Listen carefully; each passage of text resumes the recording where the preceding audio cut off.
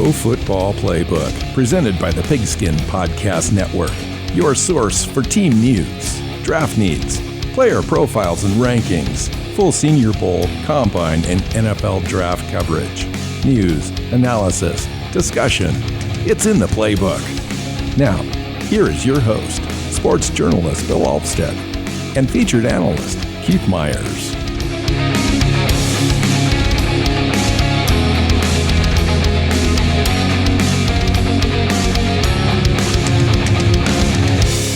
Hey everyone, welcome into the Pro Football Playbook Podcast. I'm your host, Bill Alvstad, sitting down with Keith Myers. Today we're talking about team needs out of the NFC North. Welcome in, Keith.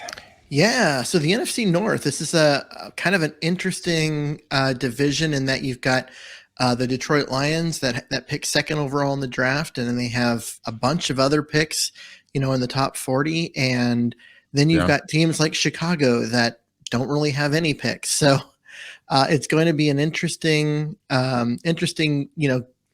difference between those two teams and the other ones in the division as well. Yeah, it is interesting. And, when you take a look at Detroit's roster, it's really about talent acquisition for them at this point. They're kind of devoid of that. They lack a franchise quarterback. Their wide receiver room is, somewhat empty, along with quite a few of the other position groups, to be completely honest. And so it's just really kind of hard to pinpoint exactly what their largest need is.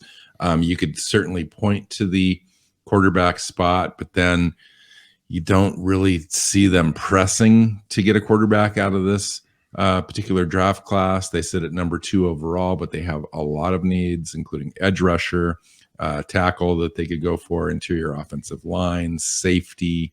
There's just a number of options there in the top 10 that they could look towards. What do you think that their largest need is, and how do they acquire it? Well, their largest need is quarterback, because anyone who doesn't have a franchise quarterback, that's automatically your largest need. But I don't know if they go about acquiring one this year. I think they wait a year. Their second biggest need really is probably cornerback, where they need help in the secondary pretty badly. And I don't know if their draft pick, their top overall draft pick, lines up with that well. I think they make their cornerbacks better by going defensive end, which I would say is their third biggest need. And then they go about getting a cornerback, later on. They, their second overall, or their second pick in the draft, because there's a good group of cornerbacks that are going to be available in that range. And so if they can go get one of them, it can make a big difference for helping their defense. Yeah. Well, with their defensive-minded coach, it wouldn't surprise me if, the first pick is an edge player. There's a couple up at the top there that make a lot of sense for them. And then Trey Flowers left, was released. They lack a lot of linebacker depth in this draft, their offensive line depth. It's just crazy how many different directions they could go. They really don't have anything at wide receiver. They signed DJ Shark in free agency, but after that, Josh Reynolds came back. The room is essentially empty. They've been looking at safeties. They're sending their position group coaches out to a lot of these pro days and really taking a look at the safety classes in particular. The Jaquan Brisker and Daxton Hill are on their radar as guys that they could come in and help their safety room out a little bit. They've got Tracy Walker, and then that's about it. Yeah, crazy. So where do you see them going with the second overall pick? Because they're probably Aiden Hutchinson, I think, is going to be the best thing. They do need edge and defensive end help. I think he's a guy that comes in immediately, provides some of the best value out of the top end of the draft, where, people are talking about kind of a not miss prospect. And when you take a look at his work ethic and the way he moves, he has just a little teeny bit of an injury thing, but there's really just a tremendous amount of upside.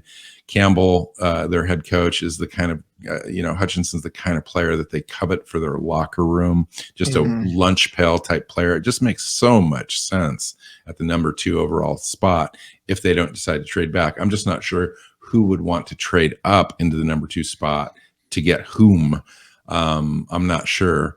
if any team is going to be willing to give up the draft capital necessary to move up, unless it's just one position or something. Now, yeah, because there's no quarterback to move up for. Well, now after the Malik Willis pro day, rumor has it that the Detroit Lions are really interested in him. I just don't think that they need to get him at 2. Yeah. If they were to drop back a bit, I'm just not sure if there's another team, like I said, that would be a trading partner that would want to go up for 2 for any reason. Take a look at the big boards out there. There's just not a lot of players that you would move up for. Unless a team really wanted to move up for Aiden Hutchinson, or Evan Neal, or one of those guys. But really, after that, you've got Iquanu, who's probably going to move inside at the NFL level, possibly. Kyle Hamilton is the safety up there. I know Detroit really likes him as well. If they're looking at safety, especially if they can move back from 2 to 5 or 6, and then get Hamilton, sense. That makes a lot of sense for them. Right, but there's no other players after what we just talked about that you would even consider moving up for. So I'm just not. I think they're going to be stuck with that pick at 2, and if they are, I think if Hutchinson's still on the board, he didn't go number 1 overall. I think that's their pick. How about you? What do you think? Well, I was just looking at all of this, and I'm with you. I'm trying to see, okay, who moves? And unless Carolina wants to move up and get Willis at quarterback, I have a hard time seeing them finding a trade partner. Who I'm hearing a lot of buzz about lately is Travon Walker as a guy that can go top 5 now. And so I'm wondering if there are teams that would position themselves to try to take advantage of his talent. Yeah, edge player out of Georgia, for those of you listening. If you're going to move up and take him, although I would still, you're looking at Hutchinson, Thibodeau, and then Walker. Anyone who's taken Walker over the top 2 guys, I would question. But I could potentially see a guy like Walker go ahead of Thibodeau, and only because of character and work ethic concerns. Yeah, I don't know how real those are. I don't know either, and it's hard to know without access to that sort of information. So, so what do you think that do the Lions improve themselves enough to climb up this division at all this year? It's hard to say that they do. This roster is just, the cupboard's bare. It really is. And they've got a coach, I think, who's a good coach. Dan Campbell's excellent. He really is. He did a fantastic job last year. People are going to say 3 wins. How is that fantastic? Because that's not a roster with talent. But he kept the guys playing hard, even at the end of they beat Arizona late. They they were really competitive. And I don't know if you saw, but when they they had that last second throw and beat Arizona. And everyone celebrating. The guy who caught the pass and the guy who threw the pass both ran off the field to their quarterback and were to their coach, and were basically hugging their coach before they celebrated with teammates. And I thought that was really telling of where they're at and what kind of coach they've got. So I like Dan Campbell. I just think that they're not ready to compete. They're ready to reload though. They're definitely have a nice draft ahead of them. And I'm a little surprised they didn't do more in free agency to try and reload, to be honest. It's interesting, Keith, but if you have a choice as a free agent, you gonna go to Detroit right now? Yeah, that's true. But would you go to Jacksonville? But I guess Jacksonville, it's massively overpaid for people in order to get them to go there. The nice thing about Detroit is they've got 5 picks in the top 100. They could probably even trade back. They've got 32 and 34. They could trade one of those picks back and pick up an additional, possibly one top 100 pick. So they could end up coming out of this draft with 6 top 100 picks, which is exactly what that team needs. Young, hungry, fast talent, rallying around a coach that's easy to root for. It could take a couple, 2-3 years for that talent to kind of come through if they hit those picks, and get a franchise quarterback possibly next year. It looks like they're still going to be in a position to be one of the 2 or 3 worst teams in the NFL in 2022, though. Yeah, them, Jacksonville, Seattle, Carolina, they're right there. To hear Seattle's name in that group right now literally just sent shockwaves through my spine. That's nuts. After being a premier team for the last 10 years, with Russell Wilson at quarterback, now that Russell Wilson's gone, you're right. Anything can happen this year. The team could rally a little bit around Pete Carroll and their idea of a reset, or they could just completely go off the rails. Or you just don't know. Or you could look at their offensive roster and think that they've got a couple of wide receivers, but no one to get them the ball, and the rest of the cupboard's pretty bare. They're not. Well, I'll take up that argument for half a second here and just go. So I think they're 3 wide receivers deep. I think they've got Rashad Penny coming back. Now there's a lot of ifs, ands in this, right? If Penny stays healthy, has a great year, Carson's there. They're probably going to end up drafting a running back. Then their tight end room, I think, is just as good, if not improved, with Noah Fant coming over in that Denver trade.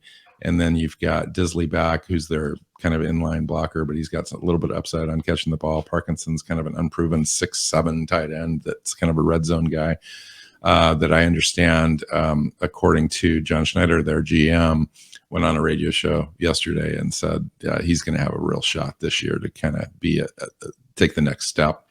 And then, where was I? You were trying to convince me that they weren't. I'm trying. What I'm saying is they do have some offensive talent. If they can find a quarterback that's halfway decent game manager to get the ball around a little bit, they may. No, I don't know that they're going to be bottom dwellers offensively. I think that they could be at like number 15 to 20 overall, and maybe with the defense that's a little better than their offense, they might not be as sucky as some people think. You're gonna have a hard time not just looking at the roster and going, okay, they've got some good players, but look at every other roster and say who isn't better. Oh, especially in the NFC West. I mean, the NFC West diminished when Russell Wilson left the division, but that just means everyone else has a real shot now to kind of climb up and challenge the Rams. So, all right, let's get back to this division. Yep. So another team that has some needs, has some holes, is the Chicago Bears, and they, for the first time in forever, believe they have their quarterback, and that's a thing that they haven't had. When was the last time the Bears had a franchise quarterback? I mean, Justin Fields is a guy, last year I really, it was kind of good fortune for the Chicago Bears last year, because they kind of went into that draft a little iffy. They didn't know if their strategy to kind of stay where they were at was going to work. I think San Francisco jumped up in front of them potentially for a quarterback. There was just a lot of movement there. We didn't know who was going to fall. Justin Fields, fell to them in the draft, and they grabbed him. And now they've got their quarterback. We'll see how it works out long term. We just haven't seen that last year. There's a little bit of incompetence there in the coaching tree there in Chicago, and so they've moved on from that. I think they've still got David Montgomery at running back, who's a great guy. Darnell Mooney at wide receiver, along with Pringle that they brought in from Kansas City. And they've got St. Brown as well, coming over from Green Bay. I still think that they need a wide receiver there. Agreed. To go with Fields, Cole Kmet, tight end. Their offensive line is okay. Cody Whitehair at left guard there is really good. They brought in Patrick at center. What do you think, Keith? I mean, their defense is probably even worse off. I think they've lost some interior defensive line that they need to work on. Their cornerback, they allowed the worst passer rating in the NFL in 2021. Defensive tackle, safety, etc. I mean, so new coaching staff and all of that, new also front office, and so they are actually going through a full rebuild around their quarterback. And I think that's got to be how they address this offseason, and that is to rebuild around the quarterback. They need at least one offensive lineman. They've got to get, like a right tackle, someone that can come in and start on day one. They need a wide receiver. Yeah, they lost Allen Robinson. who's their number one. So they don't really have a clear number one anymore. No. So they need a wide receiver, and they need a like a right tackle. And then the other thing that would help for them is to get a second running back, so not one they have to draft early in the draft, but a fifth rounder, fourth rounder, something in that range, to come in and give them some balance to their offense and the ability to mix and match guys, and take some pressure off Fields and run the ball. So really, I mean, going into the draft, I'd say for them, the best idea would be to build around your quarterback, get him an opportunity to develop, because you don't want to lose another year of his development. Having him getting smacked around by opposing defenses and having no one to throw to. Well, you mentioned it right off the top, Keith, when you talked about the Detroit draft capital and the Chicago draft capital. You mentioned some needs that they would ideally love to be able to address early. They just don't have the capital now, picking 39 and 48 in their first two picks, and then 71, 148, 150 in the fifth round. You mentioned running back might be an ideal spot to do that. I agree. And then 186 to round that out. So there's not a lot to work with there. Yeah, they I mentioned right tackle. They also need a center. So maybe they go interior line, but it's offensively, they need a lot. Defensively, they need a lot too. They need help up front. They need help at the back end. I think they're pretty good at linebacker, but the rest of their defense is full of holes. Yeah. And they could address center at 39 or 48, and then they could go, linebacker or corner or wide receiver with one of those picks as well. But anything that you're going to get in the 48 range wide receiver wise, you're probably going to have to bring along and develop a little bit. And then, you're wanting, I think, out of this draft with Chicago, you're going to want at least two players that can come in and either provide heavy rotation or starter minutes for you at those first two picks. I'm just not sure based on what they need. I mean, a wide receiver, cornerback, you might be able to find a guy that can come in right away and compete if you're going to draft right. Yeah, I mean, this is a team that just traded away their best defensive player in Khalil Mack, and their best offensive player in Allen Robinson.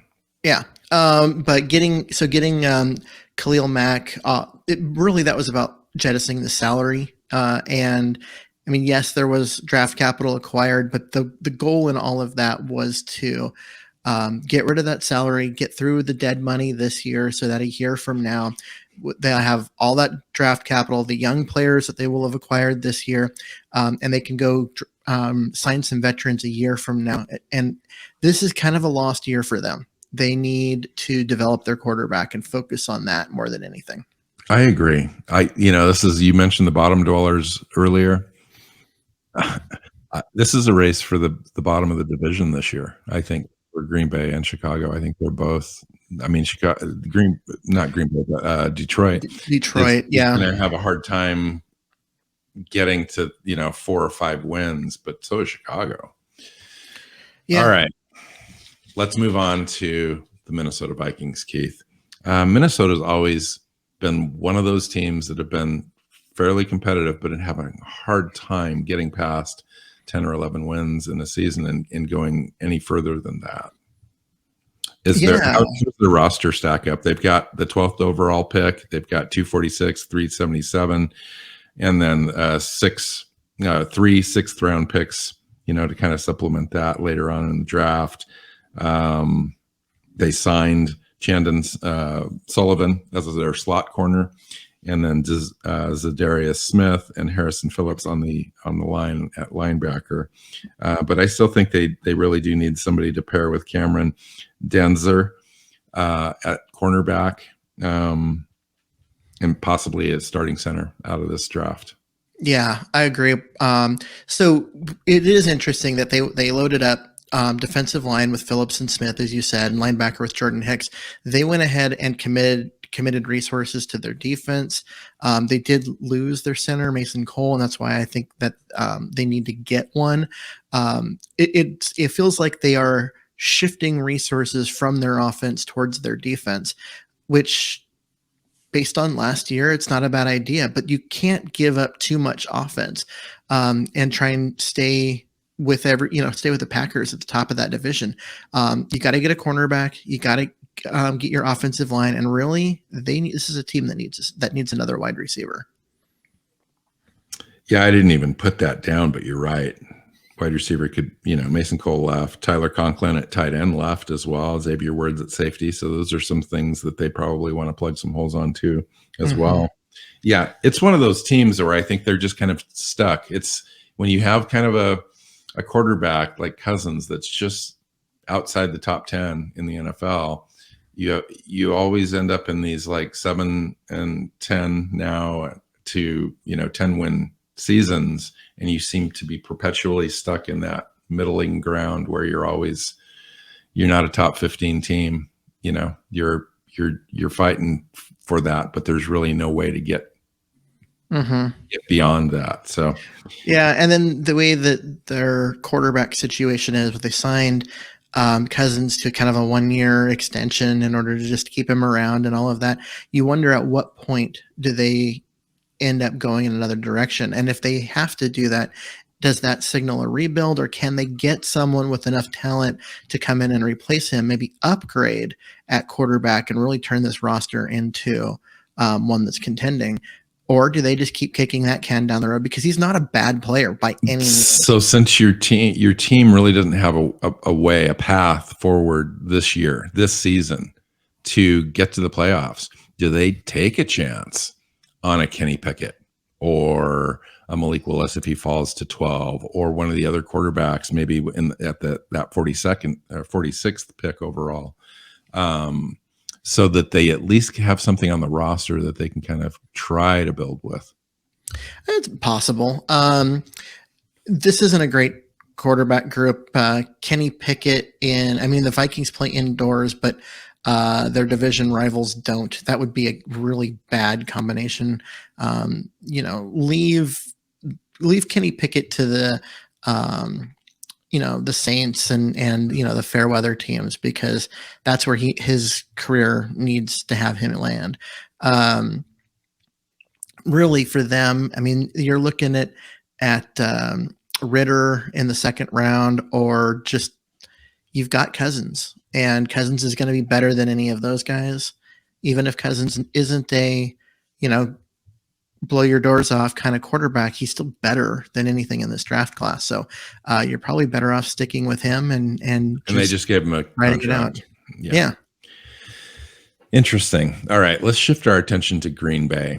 Green Bay basically jettisoned Davante Adams and got rid of his franchise tag, and then picked up some draft picks. Now they're picking 22 and 28 overall in the first round, 53 and 59 in the second round, 92 in the third round, 5 picks overall in the top 100. That's pretty decent for a team that's always pushing to get into the NFC Championship game and find a way to the Super Bowl. And Aaron Rodgers comes back on a 3-year deal.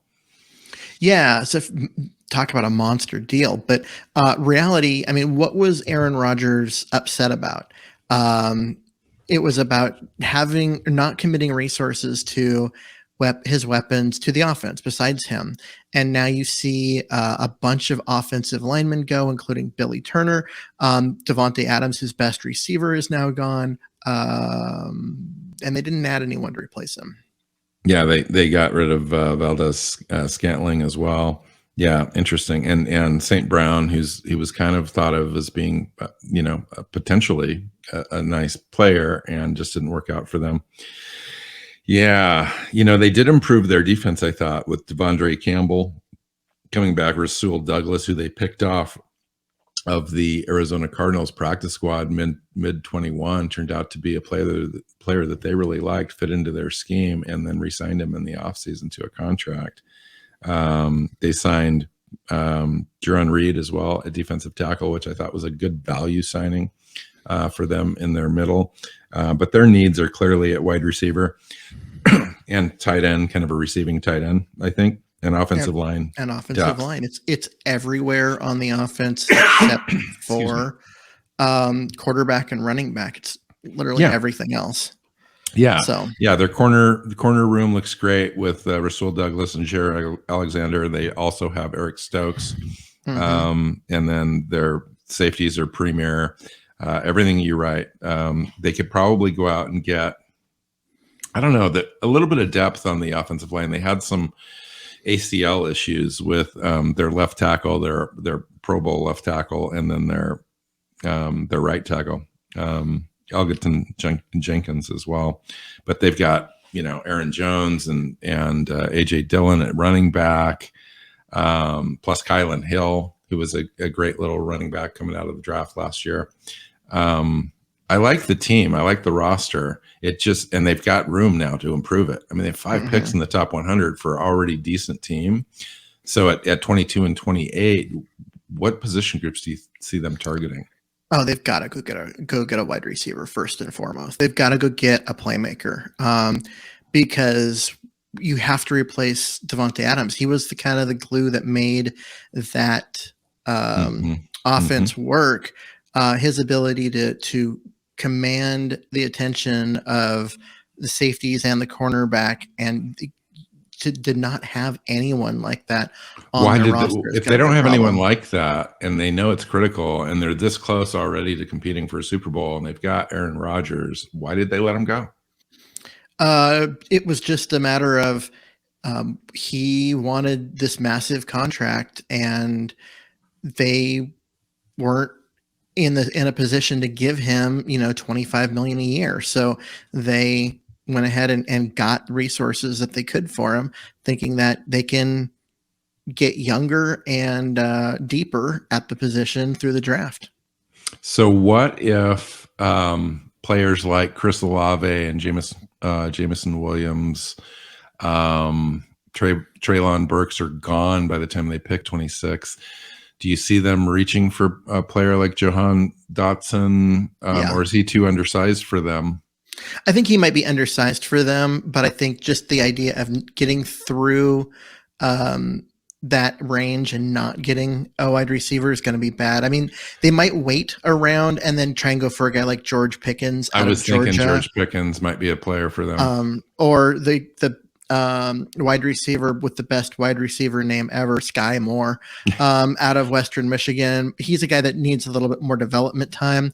So I don't really like him to Green Bay, where he needs to come in and a receiving tight end, maybe. Yeah.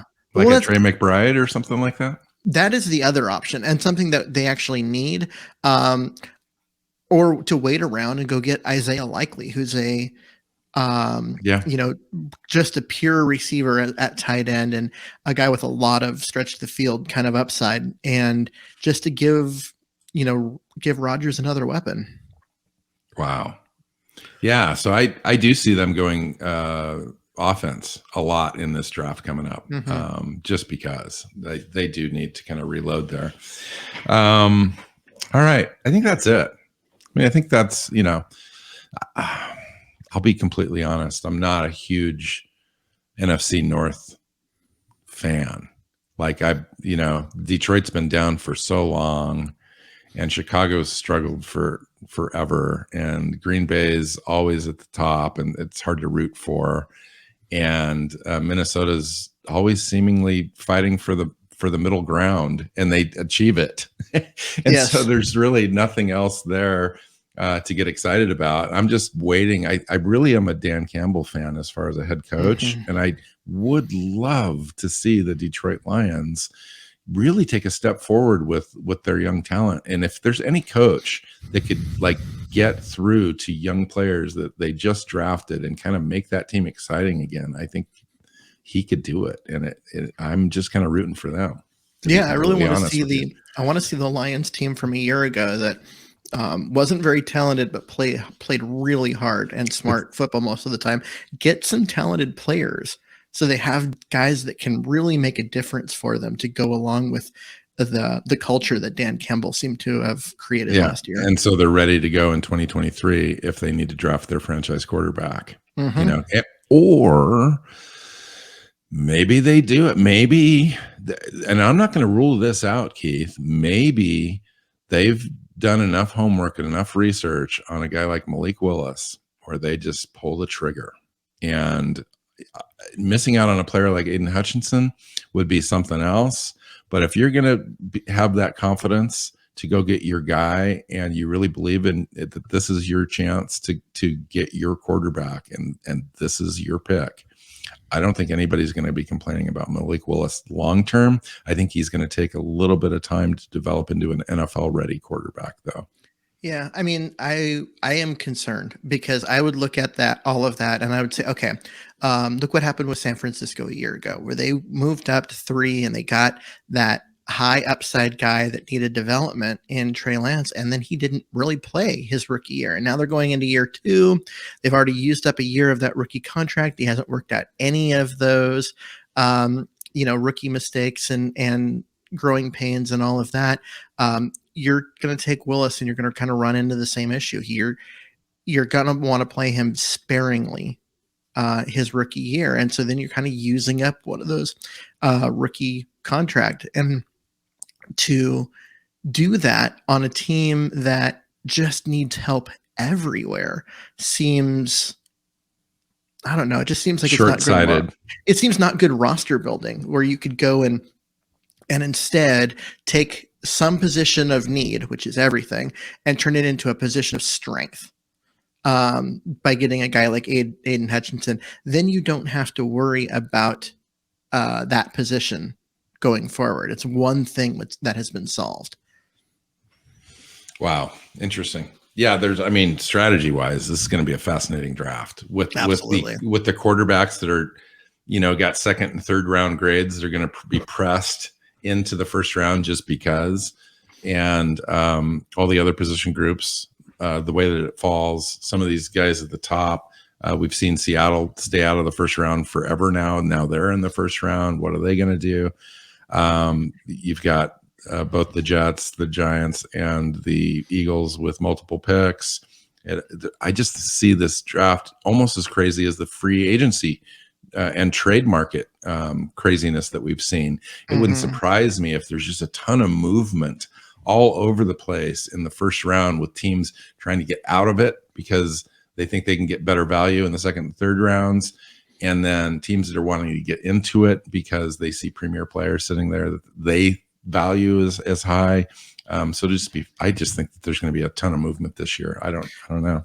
And I don't think we're done seeing player movement. I mean, there's still talk of, receivers like DK Metcalf being moved. You've got a couple defensive ends that are being dangled out there. You could see some additional moves, which would be just crazy. Yeah. And so for that to happen, we could have a first round draft order that looks nothing like it currently sits right now. I've actually not yet heard Detroit being named as a team that would be in the kind of the DK Metcalf, but they certainly have the draft capital to go up and make a deal that would compare with the Jets, who are the most talked about team in this kind of scenario, and some of the other teams. They just have more than anybody else. Well, I mean, the Jets are in a situation where they drafted their quarterback in Zach Wilson. That makes the most sense, doesn't it? Spending some of that draft capital, because they have a lot of draft capital, but spending some of it to go get him a legit bona fide number one receiver makes more sense. If you're going to do that with Detroit, right, you're going to go spend 3 draft picks on a number one receiver when you don't have a quarterback and you've got holes everywhere. And you're going to have to pay him next year or extend him right away. Yeah. Yeah. So the answer is, or you could use those 3 picks on 3 young players and develop them into a core part of the core of your team going forward. I think developing those players is much more important than trading for. But there's always one. There's always one, Keith. You can pretty much say that about every team's philosophy. What you just said, that's the way to do it. That's the way to build. But there's just certain GMs that fall in love with a player and the upside and selling tickets and all other things that kind of go into decision making like that. And there's always somebody that's willing to pull the trigger, and go against the grain on that traditional thought of roster building. Well, true, but I think it all starts with the quarterback. If you don't have a quarterback, why are you trading for a receiver? That's the question, because that receiver that you're trading for isn't going to get the catches. There's not going to be the highlight reel. There's not going to be the things that's going to get the fans excited other than a name on a roster because he's not going to get a chance to do as much because you don't have a quarterback. Well, let's make that argument for Seattle. Why wouldn't they trade him? They don't have anybody to get him the ball. He's just going to languish. He's wasting away his last year of his deal there, and they could take advantage of a hot market and get some upside for him. And that's why his name keeps coming up. But I think the Jets are a much more likely landing spot than Detroit. Although, to be honest, Chicago doesn't have the draft capital this year, but maybe after the draft they go and trade it with Seattle for next year's draft, and they give up a bunch of their draft capital in 2023. And I'm not exactly sure if Seattle would not take something like that, because I think Seattle secretly, Pete Carroll comes out and says, well, we're going to be competitive. We want to win now. The reality is, I think they want to win next year. Mm-hmm. And they're building towards next year. And if they could get all the draft capital they could in next year's draft to ensure that they have the overall capital to move anywhere in the draft they need to get their guy, their quarterback of the future, I think that makes a lot of sense. Yeah. And honestly, the team that would make the most sense for him to land with would be Green Bay.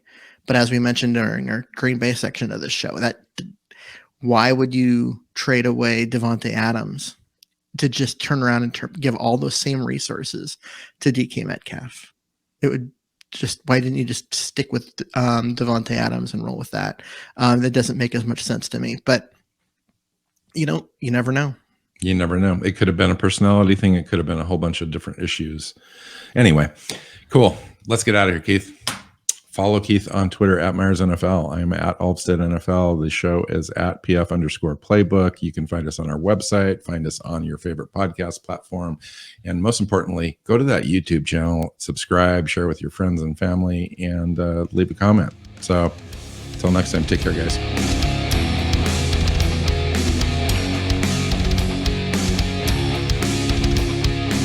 Thanks for listening to the Pro Football Playbook Podcast. Follow Keith at Myers NFL. Bill is at Alvstad NFL. The show is at PF_Playbook. Listen and subscribe on your favorite podcast app or YouTube, and at our website, profootballplaybook.co.